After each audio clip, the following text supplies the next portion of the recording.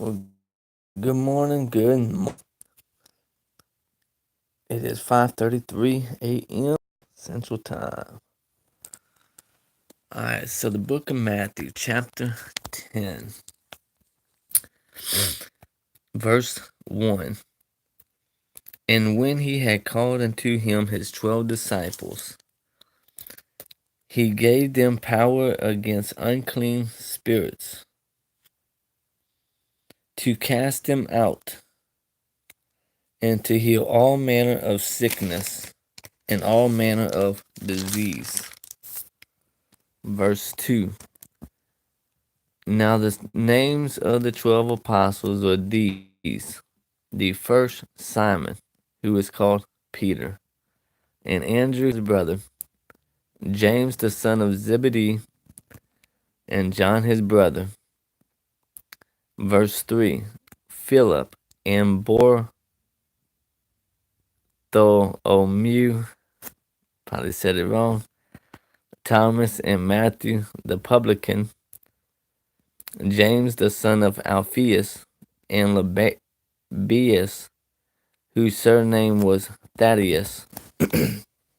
Verses 4, Simon and Canaanite, and Judas Iscariot, who also betrayed him. Verses 5, these 12 Jesus sent forth and commanded them, saying, Go not into the way of the Gentiles, and into any city of the Samaritans enter ye not. Now, one thing I like about that scripture right there, verse 5, is that Jesus commanded them not to do something. We'll stop at that. Verse 6, but go rather to the lost sheep of the house of Israel. So now he's giving them another command to go to the lost sheep of the house of Israel. So that's telling me that Israel were lost sheep. Now, I didn't say that they were not saved. He just said they were lost sheep.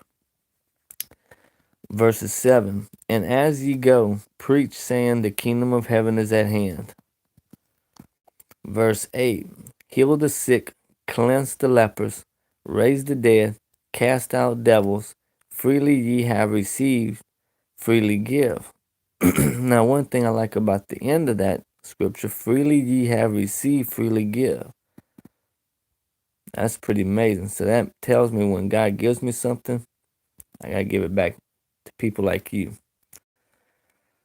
and other people. Because freely I receive, freely I have to give. Verses 9, provide neither gold nor silver nor brass in your purses. Verses 10, nor scrip for your journey, neither 2 coats, neither shoes, nor yet staves, for the workman is worthy of his meat. So that's telling me when God calls us to do something, you lay it all down and just go. Verses 11, and into whatsoever city or town ye shall enter, inquire who in it is worthy. Now that's pretty funny. Inquire who in it is worthy. So that's telling me I gotta judge people. Wow, that's pretty amazing. And there abide till ye go thence. Verses 12, and when ye come into an house, salute it. Not like the military, probably, I don't know. Verse 13, and if the house be worthy, let your peace come upon it. But if it be not worthy, let your peace return to it. Verse 14, and whosoever shall not receive you, nor hear your words, when ye depart out of that house or city, shake off the dust of your feet. Forget about them. Pretty simple. Verses 15, verily I say unto you, it shall be more tolerable for the land of Sodom and Gomorrah in the day of judgment than for that city. Well, that's some harsh words, man. They don't sound too loving to me, but that's part of love. It's called tough love. Verse 16. Behold, I send you forth as sheep in the midst of wolves. Uh-oh. So the Bible's telling me that he's going to send me in the middle of wolves? Oh, boy. That's some tough stuff right there. Tough love. Be ye therefore wise as serpents and harmless as doves. Verses 17. But beware of men, for they will deliver you up to the councils. What? Man, that's more drama right there, dude. Oh, more drama. And most people that just don't want the drama. And they will scorn you in their synagogues. Oh, more harshness. Don't you just love Jesus? Harsh. Verses 18, and ye shall be brought before governors and kings for my sake, for a testimony against them. Now, see, now we're getting into some good stuff. Now we got some encouragement. So not only will God going to bring me into the midst of wolves, bring me to jail, bring me through all kinds of crazy, wild stuff, just for a testimony against them and the Gentiles.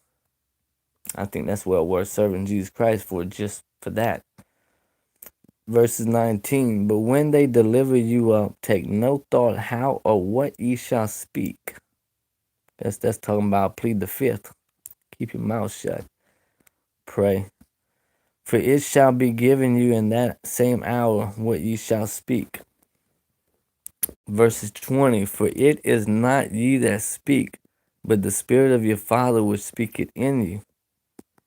Verses 21, and the brother shall deliver up the brother to death, and the father the child, and the children shall rise up against their parents. Uh-oh.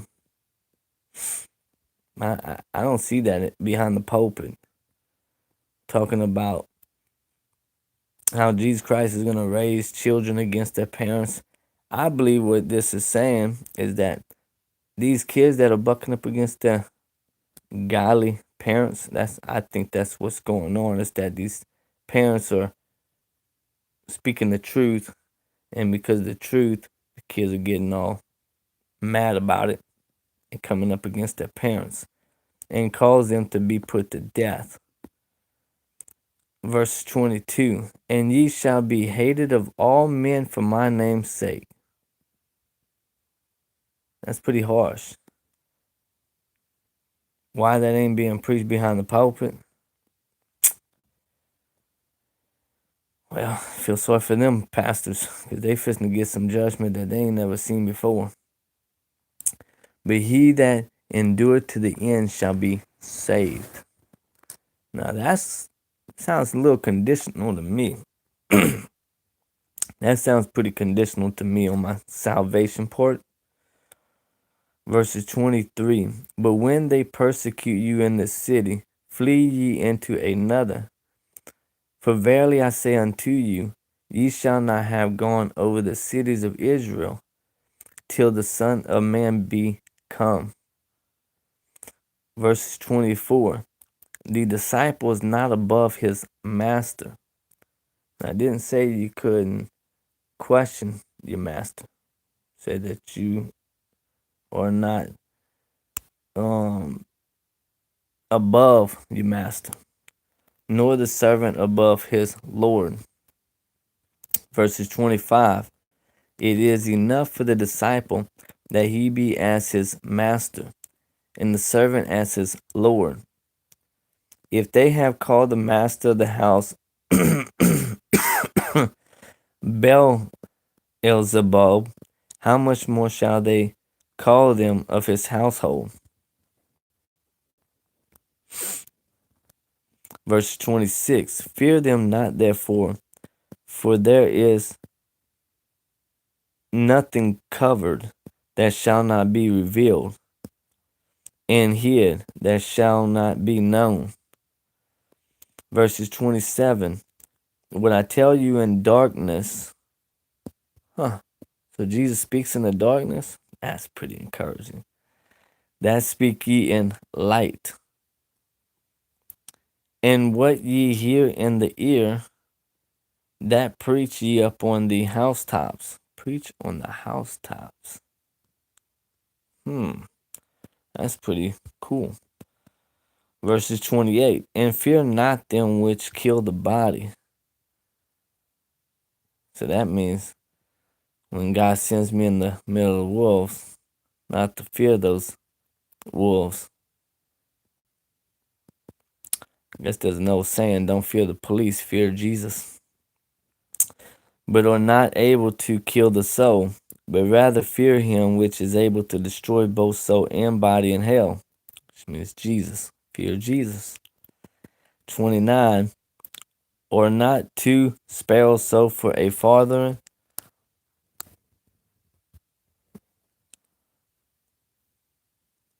and one of them shall not fall on the ground without your Father. Verses 30. But the very hairs of your head are all numbered. That's another encouragement from Jesus Christ. He knows everything about you and I. Verses 31. Fear ye not, therefore, ye are of more value than many sparrows. That's another encouragement from our Father in heaven. He loves us more than the birds. Verse 32. Whosoever therefore shall confess me before men, him will I confess also before my Father which is in heaven. Verses 33. But whosoever shall deny me before men, him will I also deny before my Father which is in heaven. Matter of fact, you know what? I'm going to get that printed on the back of a jacket real soon. Verses 34. Think not that I am come to send peace on earth. I came not to send peace, but a sword. Verses 35. For I am come to set a man at variance against his father, and the daughter against her mother, and the daughter-in-law against her mother-in-law. Verses 36. And a man's foes shall be they of his own household. Now that's kind of funny. Now, if Jesus Christ was so loving, which he is, I'm just making, I don't know the exact term, but anyway, a lot of Christians out there say, well, all we could do is love, love, love. But verse 36 says, and a man's foes, a man's enemies, shall be they of his own household. What? Man, that is pretty cool. I'm just going to go ahead and be a blessing about it. That's pretty neat. How God is so loving that he'll even make our own enemies of our own household. That's cool. Verse 37. He that loveth father or mother more than me is not worthy of me. Uh-oh. So you telling me, so the Bible's telling me that if I love my wife, if I had one more than my Father in heaven, I'm not worthy of him? That's pretty cool. That's pretty cool. I guess a lot of men need to grow a backbone and stop bowing down to their wife. Because their wife is not ownership of, not spiritually, not the ownership of her own husband. And I'm still kind of curious on how a wife can control her husband but can't be controlled herself. That's not humbling. And he that loveth son or daughter more than me is not worthy of me. Verses 38. And he that taketh not his cross and followeth after me is not worthy of me. That's some harsh statements. This is what happens when you read the whole entire chapter instead of just a verse or two. You find out the truth. Verses 39. He that findeth his life shall lose it.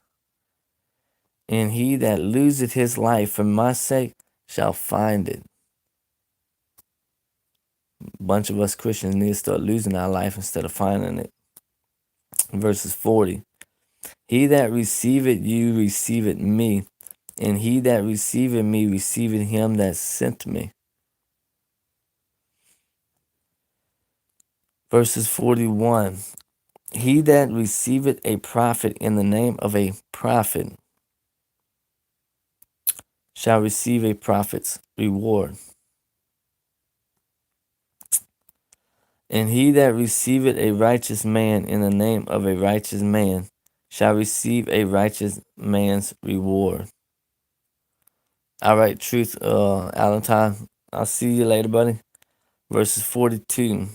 And whosoever shall give to drink unto one of these little ones a cup of cold water, only in the name of a disciple, verily I say unto you, he shall in no wise lose his reward. That's the end of that chapter. It's amazing when you really, a lot of pastors, they only going to quote like one scripture in a chapter, maybe 2 or 3, and that's it. They're not going to give you the full counsel unless you or I get off our lazy butts and actually read the whole chapter and find out what's really in it. We will be deceived. And that's something that God has really placed in my heart, to stop believing everything that the pastor says. I was listening to a sermon not too long ago and say, hold on, there's more to that scripture than what he's pretending it to be. So I went and I looked straight into that chapter. I read the whole entire chapter before I even finished that sermon. And I was like, now I gotta quote it right here on YouTube. And so that's whenever I quoted John chapter 3. Because there's more to John chapter 3 than the naked eye perceives. So I'm going to continue to make more chapters like this on YouTube, because I want you to get the full counsel of what these chapters are talking about. Stop believing in everything that your pastor says, and go back behind him and read the whole chapter. And y'all have a blessed day. Bye-bye.